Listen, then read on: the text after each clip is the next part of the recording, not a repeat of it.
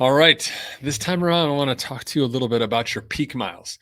So, when we're training for a big ride day, whether it's a Grand Fondo, something like the Phoenix Double Century Challenge, or just your own adventure, wherever it may be, there's a block of time in our training that is known as peak miles. You call it what you want, but basically, it's the week or 2 weeks or perhaps even 3 weeks, depending on your fitness and the ambitions you have for the big day of your biggest miles.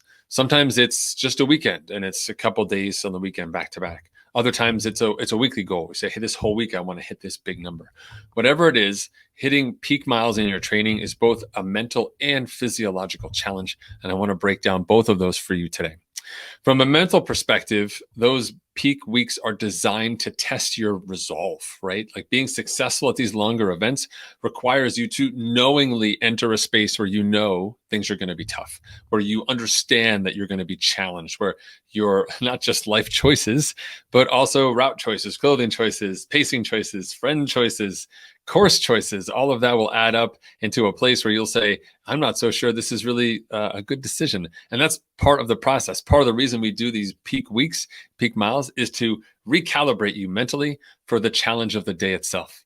So for myself, as a former Ironman triathlete, I used to go out and do 112 miles on race day. Well, so my peak weeks would have me doing double that easily in terms of total training volume. And I would often go out and do a 130-mile ride or 150-mile ride as part once a season as part of that mental resetting. Because if I could do 150 miles and be on my bike for 8 hours, then I can easily ride 112 miles and be on my bike for 5 hours. Like that's practically nothing when you do about it. So that mental side is really, really important. And that's a key part of these peak weeks. So understand that going into the peak week, do a quick self-assessment to see where you're at and keep a blog or keep a log and know, hey, how am I struggling, reacting, processing this training time? Make you stronger and mentally more prepared to be successful on the big day. On the flip side of that, we have that physiological challenge as well. And this is critical because while mental challenges can have you up and down, physiological challenges can derail the whole peak week and really set you back. So it's very important that we think about handling the peak miles from a physiological perspective in three critical ways.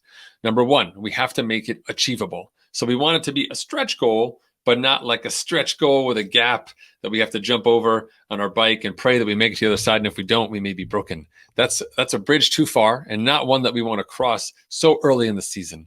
So instead, we want stretch goals. So if your average weekly mileage has been 150 miles, that stretch goal might be 250 miles. It's just another 100 miles. That's one long day. It's two medium long days. It's five not so long days that we're adding on top of the regular rides you have. So it could be just as easy as saying, I'm going to ride in the morning, my normal ride. And then in the evening, I'm going to do 20 miles on the trainer or 20 miles around the neighborhood to add that extra 100 miles in Monday through Friday. In other cases, it may be, I'm going to go out to some specific location and do a century ride or something similar on terrain that's applicable to my event or whatever it may be. Whatever it is, understanding that delta between where you are now and where you want to be has to be a step change, but a step that you can reach. So it's challenging enough, but not over challenging. Number one. Number two, we have to maximize the pacing. Long ride pacing, especially early season ride pacing, should be biased towards a negative split.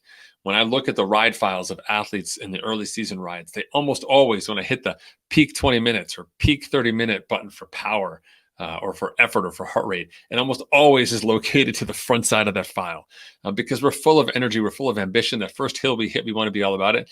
That is not the recipe for success in a peak week. Rather, we want all of these miles to be steady. And then the last portion, the last 20%, last 25%, if you're feeling good, can show a little bit of flash, a little bit of effort. That's where we start to separate out from the baseline training and all the riding in the beginning. The first 80% was just to set you up for that last 20% where we make the fitness work. That's where the fitness happens. It happens at the end. So bias yourself through pacing towards a strong finish in these peak week miles, whether it's individual rides or just all the rides across the block of the week, right? Super important. And then finally, the third part of this handling peak weeks is around recovery. I'll talk more about recovery in another video more in depth, but suffice to say that when you're in long ride peak week mode, that recovery becomes critical, not just recovery on a macro perspective, hey, Sunday comes, I'll rest, but on a post-ride perspective, we have to get it right because during peak weeks, there's not a lot of time between these critical sessions. If you're doing, 4 hours today and 4 hours tomorrow, and you start at 8 a.m. and you're done at noon, you can start at 8 a.m. tomorrow, you've only got 20 hours left. right? And you're going to sleep like 7 or 8 of those hours. So you've only got like 12 hours left to do stuff to get you ready for that next day. And we've got to be on top of it, right?